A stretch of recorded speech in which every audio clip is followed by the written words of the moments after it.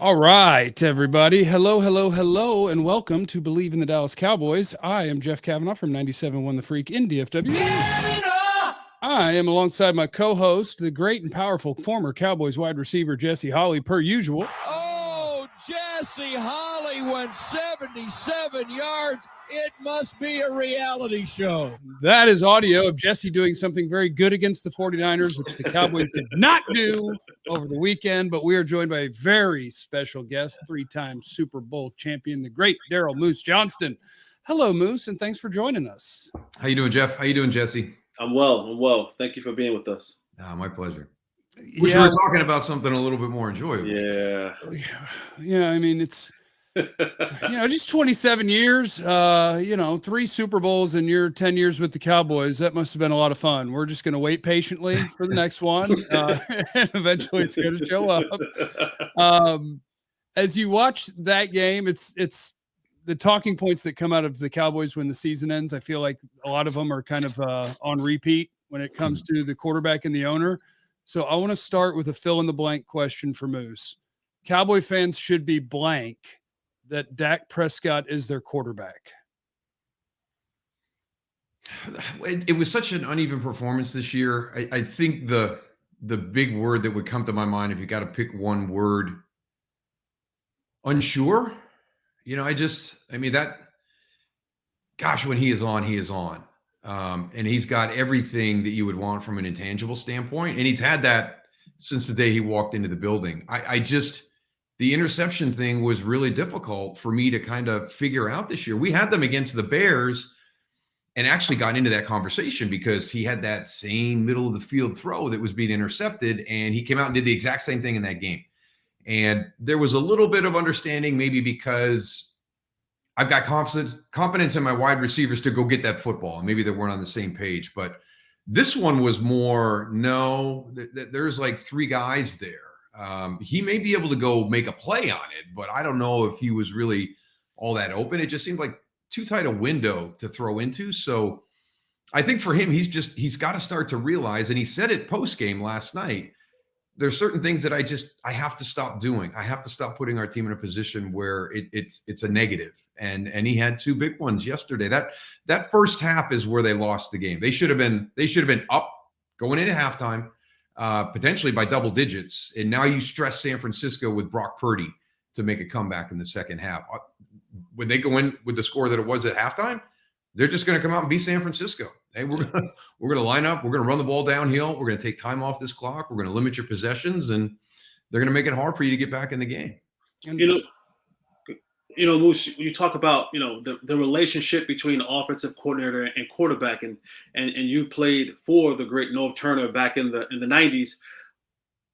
I look at Kellen and I look at Dak, and it's that more of a peer-to-peer relationship than a coach to player relationship. Is that something that you see in those two working together? And can Kellen Moore get the very best out of Dak Prescott? Or have we come to a place where you might need a new voice in Dak Prescott's helmet to elevate his game to the level that he needs to get this team over the hump? Yeah, that's interesting, right? Because I hadn't really thought of it when you talk about peer-to-peer, but you can go right to Green Bay and go Matt LaFleur, Aaron Rodgers, and they found a way to make that one work. Never got over the top, but had some really, really productive seasons. So my big thing when we talk about what's going on offensively, what's your identity? It seems gimmicky to me. I'm a big hang your hat guy. You get into a tough situation. What do we hang our hat on? When we need to win a game, what do we hang our hat on? It's about matchups, and you're trying to create those during the course of the game to take advantage of what your opposition does. But you got to have that hang your hat component to your offense. And I really don't know what it is right now. And it's been a while since I think a lot of Cowboys fans have known what it is. And, to me, the greatest example is that last play. I mean, what is that? What are we doing? Yeah. Really? We're going to go full gimmick. I know. Listen, the Stanford band's not there to help you out, but what you were trying to do, hey, line up in a traditional formation. San Francisco is going to play you way off the ball. You got 5 seconds. You can get 8 to 10 yards and give your quarterback a shot to get it into the end zone on a Hail Mary. with a second left. Try something that makes sense more so than putting Ezekiel Elliott at center. Yeah, Jeff. Yeah, Jeff, you heard what Moose said. Yeah, Jesse, Jeff, you heard what Moose said. We'll talk about this later, Jesse. I know what they wanted to do. They just did what the Cowboys have done for 27 years, and they didn't do it right. But I love that you now also have a perspective, not only as a player, as a broadcaster, but as a guy who you have GM experience now. When you look at, I remember Jerry before last week's game, they talked about why they did the offensive line they did. And it was basically saying, we knew it was going to be Dak that was going to have to carry us. So our identity was going to be, we've got to be able to pass protect and throw the ball, knowing that that's kind of where this league has gone and that that's kind of what you wanted to do. When you put your GM hat on and you look at what they came into the season with and the great season that CeeDee Lamb had, and there is no number 2 receiver. Was that a flaw from the beginning or just unrealistic expectations on what Gallup could do coming off of an ACL? With the Moose GM hat, is that the wrong identity? Was the Amari Cooper thing a mistake? Take me down that path of the weapons, because the weapons left on the team's left are incredible. And the Cowboys have CeeDee. The Amari Cooper thing is just, the mismanagement of the cap. You got to make a move, because if you're anticipatory with your management style, you know things are coming. Did you have something that could help you out? And I think that's what was the driver there. The history of ACL recoveries, and don't look at Adrian Peterson as your benchmark. Hey, he's going to be back in 6 months. No, that's Adrian. That guy's a freak.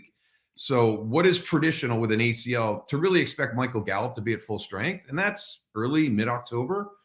Where was Noah Brown in the beginning of the season? I mean, he's like one of my favorite guys on the team, does all the dirty work.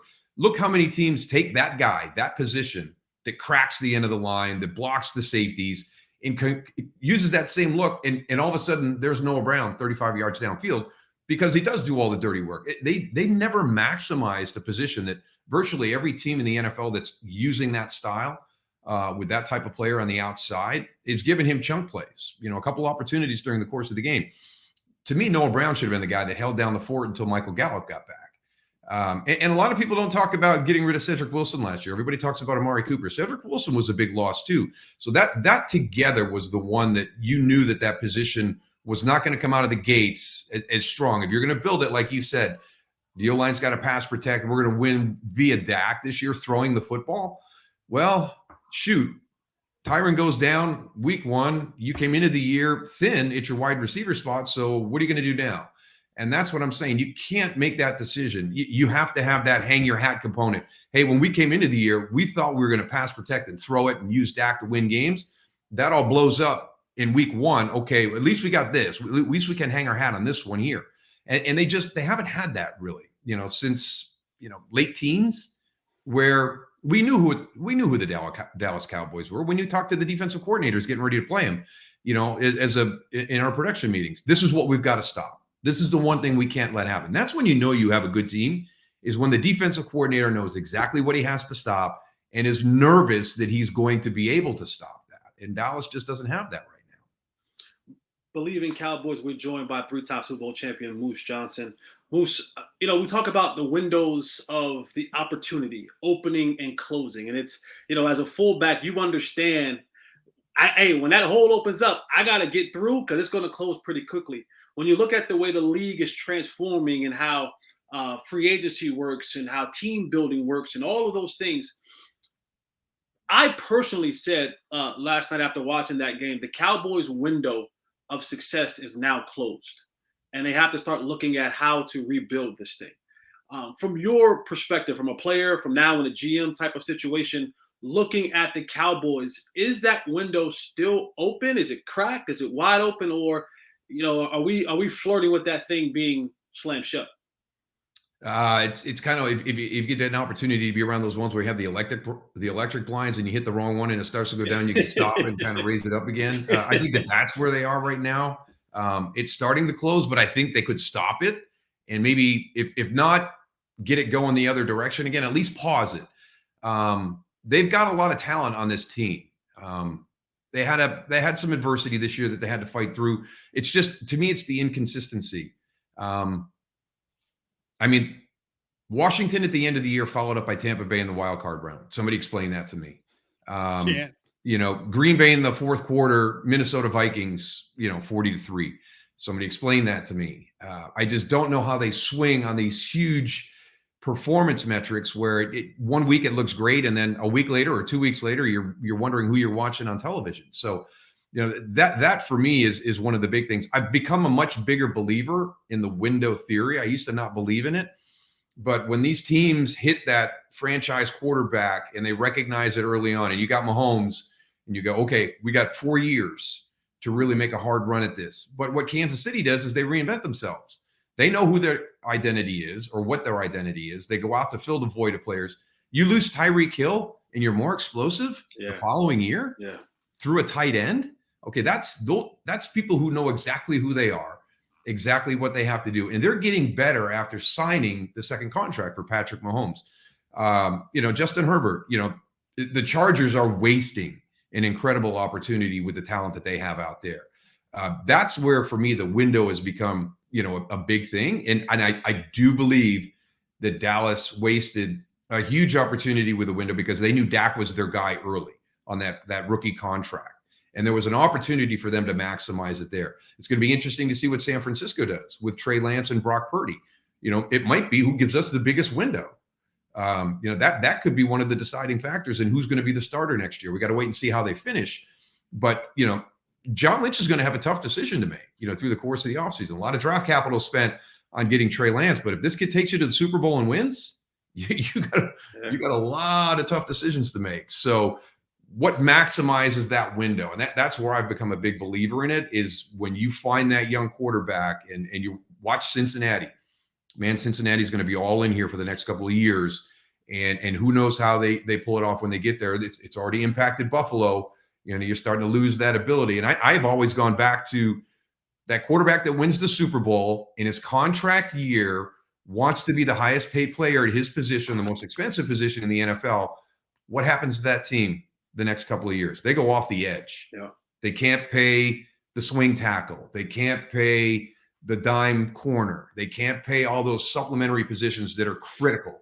It's just as important as a group that you won that Super Bowl the year before, but now you've taken away all the cap space to keep those guys there. So you got to go out and bring in lesser talent and build the chemistry all over again. And it's going to take you a couple of years to do that. So that's where I started to really sway to that window when you see those rookie quarterbacks on that first contract.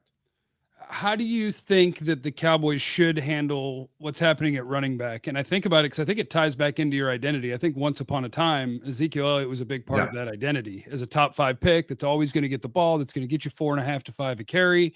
But that guy is a running back in the NFL, and that becomes got a lot of miles. You get banged up. Now the young guys are a little more spry. Zeke's big money. Tony Pollard's a free agent unless they want to do what it takes to keep him. How do you play that?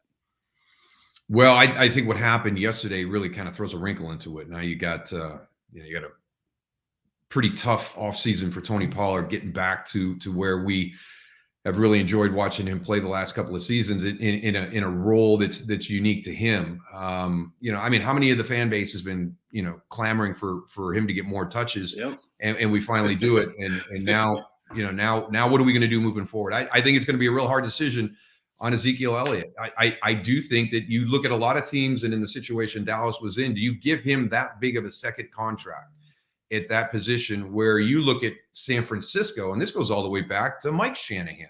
Man, they're just rolling guys through there. Kyle Shanahan has had a different leading rusher every single year in San Francisco, and none of them have gone over 1,000 yards.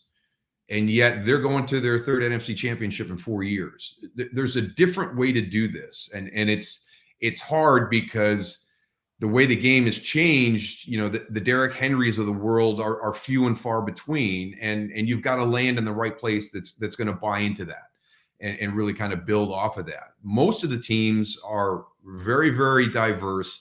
It needs to be running back by committee. They're all looking for that certain style guy. They're not looking for the Ezekiel Elliott when he was drafted here in Dallas, because that's not really the identity that we talked about that a lot of the teams want to carry. They're not going with that featured back. They're not leaning heavy on the run.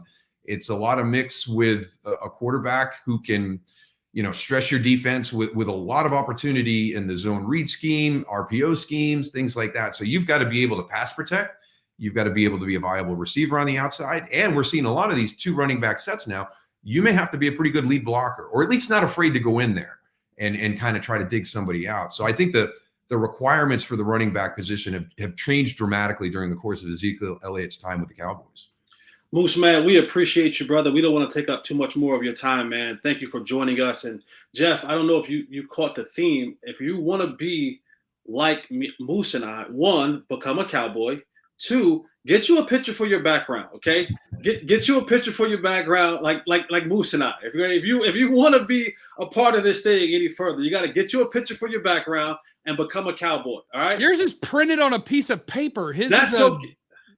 That's okay. This is what happens when you're a free agent and you get off a reality TV show to make the roster. Yeah. That's what happens when you have 3 Super Bowl championships. I give you the better part. I always cover up the best part. So there's the look at that guy. Hey, how many times did Emmett lead block for you?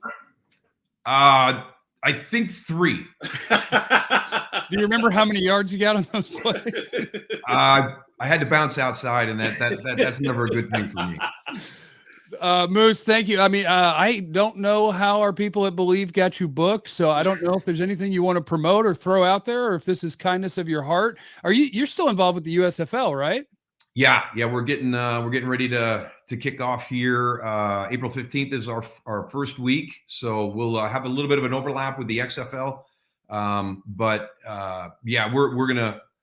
We're making a pretty bold jump in year 2. So I mean, everybody knows last year we had all 8 teams down in Birmingham. So we're actually going to make some announcements here over the next 72 hours and really expand our footprint around our teams in the league. And the biggest thing for us was, we had a lot of people in the stands when Birmingham was playing, but when we had Pittsburgh and New Jersey playing in Birmingham, Alabama, the turnout wasn't as good. So that was the one negative from a lot of the fans that watched on TV. They love the production. NBC and Fox have committed to it again and are putting us on bigger platforms. We're more on the network this year than we were last year. So that notoriety, that recognition for our guys was really helpful. But we had 52 guys go into a training camp after our league. Obviously, Cavanaugh Turpin is our star story. I mean, Pro Bowl, All Pro, just an unbelievable transition for him. So, we're hoping to have that opportunity. But I think we actually had 13 guys on 53-man rosters at the end of the regular season this year. Wow. So some really good stories to tell. So hopefully we do better than that next year, and we're giving more guys an opportunity to keep chasing that professional dream in the NFL. If Turpin had turned left or right, does he score a touchdown?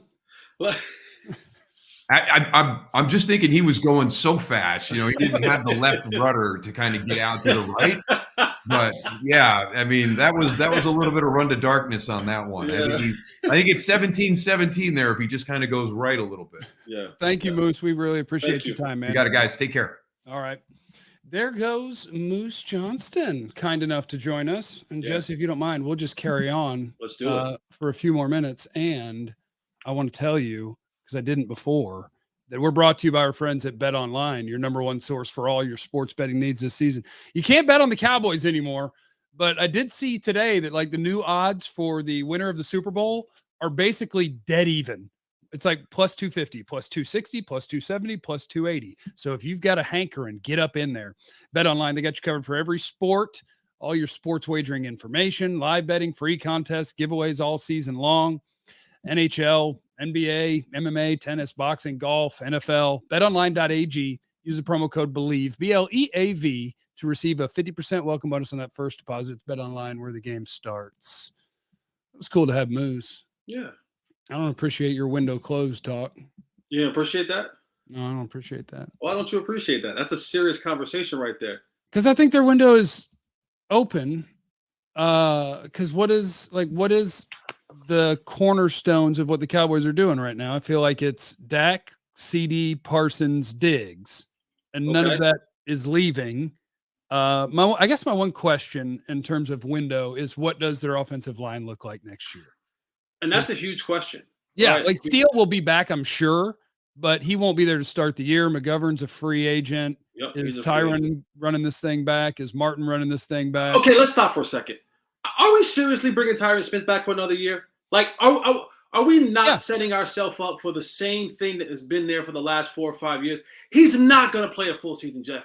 He's not. He's gonna. No, probably not. But I don't know what else He's gonna miss 9 games next year. I just don't know what else you do because he's under contract on a reasonable contract. And if he wants to play, I don't know that somebody would trade for that, at least not much, because of how hurt he's been. And so I think it's a dude that you're like, hey, you're going, well, are you gonna move Tyler Smith to left tackle and say you're the left tackle at the end? You have to. At this point in time, coming into year 2, because you don't want to stunt his, you don't want to continue to stunt his growth. If he's going to be your left tackle for the future, all right, I gave you guys some flexibility this year because I went inside, I went outside. But if I'm going to be your left tackle for the future, then I need to get anchored in. I need to have every single rep and every single opportunity from day one of trying to get better, because he's still he's unpolished. And you saw that in the game yesterday. He had the holding penalty. I mean, guys still attack him, right? Like they look at him and go, oh, we can still get something on him. Like we can still come at him. And I think he needs every opportunity, every single rep, every OTA, every mini camp, every training camp, every single rep at left tackle next year. And, that should be where he stays. And Tyron, if you want to come back, if you still want to be a part of this football team, then, sir, you're going to have to play the right tackle and learn that very well. And you're going to be playing left guard because Terrence Steele's your right tackle. Well, you now become a swing tackle. You got to figure it out. You have to figure it out. If we re-sign Connor McGovern, then guess what, Tyron? You're now relegated to the bench, bro. Like, appreciate you being here. Use your experience, kind of get your coaching game up a little bit. But you now become our swing tackle. Yeah, but I think when you figure out what does that line look like if it's Tyler Smith, if you bring back McGovern, Biotish, Martin, and it's Steele the second half of the year, and you had to figure out who the swing tackle is, like, I just don't think a back-to-back 12-win team, I don't think that window is closed unless you think that the team is going to get worse. And who's going to be the biggest loss on this team? Like, they're going to lose Anthony Brown, maybe Leighton Vander Esch. I think when I look at the window closing, it's you're probably going to lose Dan Quinn, right? That's probably going to be your biggest loss. Yes, that's very possible. And I think coaching matters, right? And the way that a coach can scheme guys up, that defense believes in Dan Quinn, and that isn't to be forsaken. That isn't to be just glossed over, because you get a different type of performance from guys that believe in what their coach is coaching them, believe in their coach, and they want to go out there and do everything the way that you ask them to do. And if Dan Quinn leaves, who you think about guys like free agent guys, Barr, Vander Esch, Wilson, Brown, all those guys, you know how it goes. Those defensive coordinator leaves, guess what happens? Some of the guys that you had on that other team, they now take with them. They offer him a little bit more money. Those guys trust him. You act like the Cowboys are only going to bring back the guys that will play for whatever they offer them out of that group. Right. And I think my window closing is more based around these teams under Dak Prescott he's had really good teams with not enough success. And you missed the window when Philly was really bad, New York was really bad, and Washington was really bad. They aren't bad anymore. Philly is now the dominant team in the NFC East. Feel however you feel, Dayball is getting the Giants. He's getting the Giants ready. And, I don't know what Kenny Galladay is going to become, but if he figures out a way to come back to something of relevancy, if they trade for a guy like D-Hop, and they get some weapons around he and Danny Dimes and Saquon Barkley, if Washington somehow, some way, because they have all the pieces. They have not a quarterback. They don't have a quarterback. And I don't, my guy Sam Howell, that's my dude, UNC go Heels. I don't think Sam Howell's a dude. I don't. But if somehow, somebody, they find a quarterback this offseason via trade or whatever it may be, they have the defense. They have the Hogs up front to give you hell. They have Scary Terry. They have Gibson, and they have Robinson. They have players on that team. They're quarterback away from making some noise. And then you look around the rest of the NFC, there are teams that are coming, and you see it every single year. There's a turnover. 5 teams out, new 5 teams in. So there are teams that are going to get better. Say what you want. The Lions are coming, and they're coming. I don't think Green Bay is going to be as bad as they were this year. Next year, they're going to be back in the conversation. Who knows what happens in Tampa Bay? Who knows what happens in New Orleans and so on and so forth? But there are a ton of teams.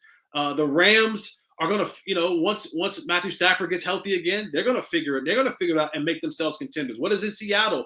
They're going to make themselves contenders in Seattle. So I just look at everything that's happening around these teams. These teams have been building for the last couple of years when the Cowboys should have been ascending and really taking advantage of their opportunities. And I think now they're to a place where you start looking around and you're saying, oh, snap, y'all. Like the other teams that we dominated before, the last 2 or 3 years, they built up some draft capital. Some guys have come around, and some coaches have been there for a while. We now have our hands full, and it no longer is a cakewalk. So what you're saying is not that the window is closed, but that there are more windows in the house. You have some other windows pop up for other teams. Yes, their windows are opening up. There are just more windows. Yeah. More so real estate. And for the Cowboys, it looks, Dak Prescott is $50 million next year. That's a lot of money. That what? I said Dak Prescott is owed $50 million next year. That's all right. I'm gonna get 10 back off Zeke. Okay. That's hopefully fine. I'm gonna give it to Pollard, or we're just gonna draft 2 running backs and just have some new guys. You got to pay draft picks. You got to try to find some other guys that you're going to sign. We know how we do in free agency. We don't really dive into that pool head first like we do. We'll wait to the. If they don't find a way to get another good receiver in here, I quit. Yeah. Like, I just think about the other team, the teams that are still playing. Like, it is Jamar Chase, T. Higgins, and Tyler Boyd. Mm-hmm. It is now Pat Mahomes doesn't even count because he's a cheat code, but it's Travis Kelce and just a whole bunch of dudes that he'll throw the ball to who the hell ever at any moment. Yeah, but it's a whole bunch of dudes that run a 4-3 that they actually play and scheme up. Yeah, so it's Pat Mahomes. It's A.J. Brown, Devontae Smith, and Dallas Goedert. Who have I not done yet? The Bengals, Chiefs. Oh, the 49ers. It's Deebo Samuel and Brandon Ayuk and George Kittle. And they traded for McCaffrey. Right. So, like, I didn't want to stop Moose in the middle of an answer, but it's like Shanahan doesn't care who his running back is. And that's why I was like, why the hell did they trade for McCaffrey? But they did. And I guess it's working. It's fine. But they're just teams got weapons. You ain't winning without a bunch of weapons. Put some damn weapons around your quarterback. And I know he's had weapons before, and I know Dak ain't perfect. He played like crap in a playoff game. They're gonna go back and try to sign Odell Beckham, right? That's what they're gonna do in the offseason. And honestly, you look at it, Odell might end up back in New York. I don't care where he ends up because I don't think he's going to bring a whole lot. I just wanted him this year for this team if he was healthy, because this team had nothing outside of 88. I need something. They're going to sign T.Y. Hilton back for another year as a coach, player, mentor. And they're going to say Michael Gallup is coming off his second year back from the ACL. They're going to trust that. And then they're going to say Jalen Tolbert, this is his year. And we're going to look for Simi Fehoko and Dennis Houston. They're going to look for all those guys to come in and have this resurgence. And then we're gonna watch free agent receivers come on and off the board. Guys get traded for. And we're gonna be like, wait a second. Jerry, if you're serious, Tampa Bay's gonna suck. You trade for Mike Evans. DeAndre Hopkins wants you go get me. Philadelphia went and got A.J. Brown. Mm-hmm. Like they finally just said to themselves, you know what? We're making bad decisions drafting receivers. So instead of picking one, we're gonna trade for one who we already know is awesome. You need weapons. And that is not an over-the-top Dak defense. Dak played like poop. Okay. Now he's still going to be here. So surround him with what you need to try to have the best performance from your quarterback, because he's the most important player. Having him throw to one guy is not going to work. Your number 2 receiver had 0 catches for 0 yards, even though Dak missed Gallup on a deep ball where he should have completed it. And if he led CD at 6, but do you know that Michael Gallup had more games with 0 yards in this season than he had games with 50 or more yards? I mean, I know that he can't get open, and hopefully next year he can again. And hey, maybe if you finish your comeback route instead of just the DB finishing your comeback route, maybe it's at least incomplete. How about you stop as an offensive coordinator, because you're supposed to be able to watch film, and stop saying to yourself, the guy who I know can't start, stop, and start again, maybe I should stop running him on routes that he has to start, stop, and start again. Maybe I should just keep running him on goals, posts, slants, speed in, speed outs. How about that? Find somebody who's fast. I don't think your number 1 wide receiver also has to be your end around receiver, also has to be your deep threat receiver, also has to be your intermediate receiver. How about find me another damn receiver? How about that? Bleav in the Dallas Cowboys. How about that? Brought to you by Bet Online. You okay, Jesse? I'm good. Moose was great. I hope you have a great day. And I want to let everybody know that's watching. We appreciate every single one of you. You're amazing. We're really sorry about the Cowboys, but we didn't do it. They did. So just remember that. And remember, you have no idea what anybody's going through. So be cool to everyone. We love you. Bye. Eliminate the contingencies.